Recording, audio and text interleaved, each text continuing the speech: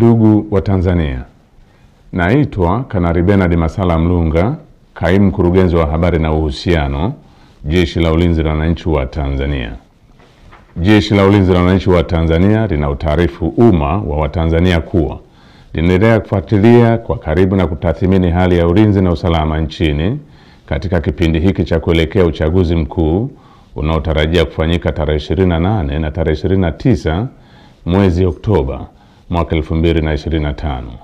kama ilivyotangazwa na Tume Huru ya Uchaguzi nchini na Tume ya Uchaguzi Zanzibar.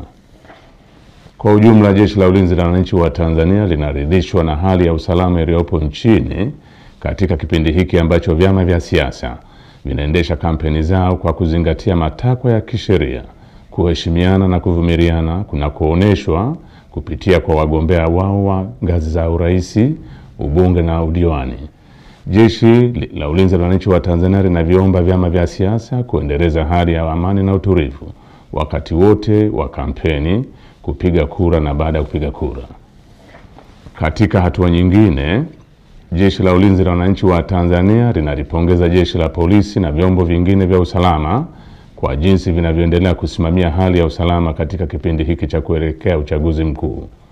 Aidha, jeshi linawapongeza wananchi kwa kuendelea kutumia haki yao ya msingi ya kushiriki kwa amani na utulivu katika kusikiliza sera za vyama mbalimbali kupitia mikutano ya hadhara inayoendelea kufanywa na vyama vinavyoshiriki uchaguzi mkuu kwa ngazi mbalimbali ili kuwachagua viongozi watakaowaletea maendeleo.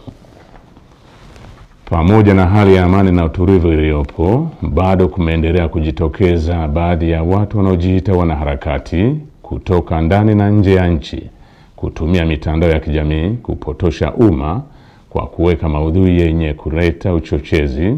kwa kulihusisha Jeshi la Ulinzi la Wananchi wa Tanzania na siasa ili kutimiza azma yao ya uvunjifu wa amani. Jeshi la Ulinzi la Wananchi wa Tanzania linaomba umma wa Tanzania kupuuza machapisho au taarifa ambazo zimekuwa zikionekana kwenye mitandao ya kijamii. Wananchi wanakumbushwa kuwa taarifa zote zinazorihusu Jeshi la Ulinzi la Wananchi wa Tanzania zitatolewa na makao makuu ya jeshi kwa utaratibu rasmi na mawasiliano ya Jeshi la Ulinzi la Wananchi wa Tanzania na umma. Jeshi la Ulinzi la Wananchi wa Tanzania likiwa sehemu ya vyombo vya ulinzi na usalama vyenye dhamana ya ulinzi nchini, ninapenda kuhakikishia Watanzania wote hali ya amani, usalama na utulivu katika kipindi hiki cha kuelekea uchaguzi mkuu, wakati wa uchaguzi na baada ya uchaguzi mkuu. Asanteni kwa kunisikiliza.